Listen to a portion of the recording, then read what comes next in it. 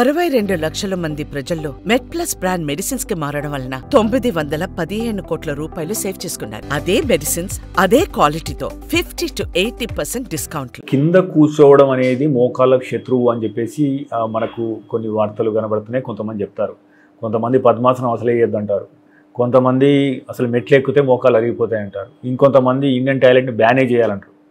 అసలు మోకాళ్ళకు వీటికి చెప్పండి, ఈ నాలుగు గురించి చెప్పండి. మోకాళ్ళకు ఏ రకంగా హాని చేస్తాయి, ఎంత మేరకు చేస్తాయి? అవును, ఇది కూడా ఇంట్రెస్టింగ్ ఫ్యాక్టర్. ఎందుకంటే వేరే కంట్రీలో హిప్ ఆర్థరైటిస్, నీ ఆర్థరైటిస్ ఈక్వల్గా ఉంటుంది.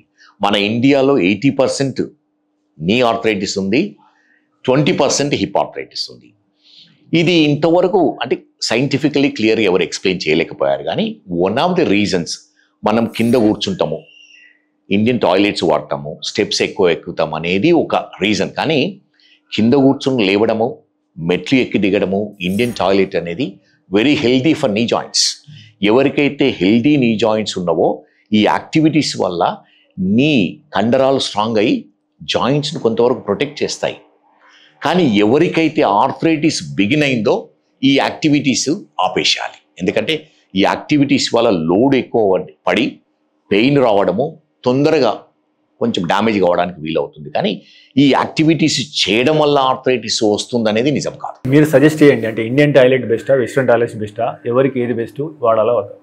మోకాళ్ళ గురించి అనుకుంటే నో డిఫరెన్స్. కానీ ఇండియన్ టాయిలెట్స్ అన్హైజెనిక్, అంటే ఇన్ఫెక్షన్స్ ఎక్కువ వస్తాయి. ఎందుకంటే there is no water seal, everything is exposed. అది ఇన్ఫెక్షన్ అండ్ కంటామినేషన్ కావడానికి ఈజీ అవుతుంది. అందుకని western toilets is very very good. Because ఆ సీల్, వాటర్ సీల్ ఉంటుంది, కంటామినేషన్ తక్కువ ఉంటుంది, డ్రై టాయిలెట్ ఉంటుంది. So public health wise western toilet is good. నీస్కు probably there is no scientific evidence. Indian toilet అయినా ఒకటే, వెస్ట్రన్ టాయిలెట్ అయినా ఒకటే. So పద్మాసనం అంటే మోకాళ్ళ నొప్పి లేని వాళ్ళు పద్మాసనం చేస్తే ఇబ్బంది లేదంటారు? చాలా మంచిది మోకాళ్ళకు. ఓకే, అంటే మెట్లు ఎక్కినా మంచిదే, చాలా మంచిది. సో అంటే ఇంకొకటి సార్, అంటే ఇప్పుడు వ్యాయామాల విషయానికి వస్తే, అవును, మోకాలు హెల్దీగా ఉండడానికి ఎలాంటి వ్యాయామాలు చేయాలి? Which is the best? Can you rate 1 to 3? నేను చెప్తున్నానంటే బెస్ట్ మెడిసిన్ మోకాళ్ళు ఆర్థరైటిస్ ప్రివెంట్ చేయాలంటే, మోకాళ్ళు ఆర్థరైటిస్ వచ్చిన వాళ్ళకు బెస్ట్ మెడిసిన్ ఏంటంటే exercise. Exercise the best medicine.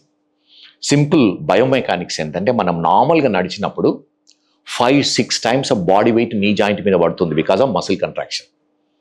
అదే విధంగా మెట్లు ఎక్కి దిగినప్పుడు 10 times of body weight pass అవుతుంది ఈ జాయింట్.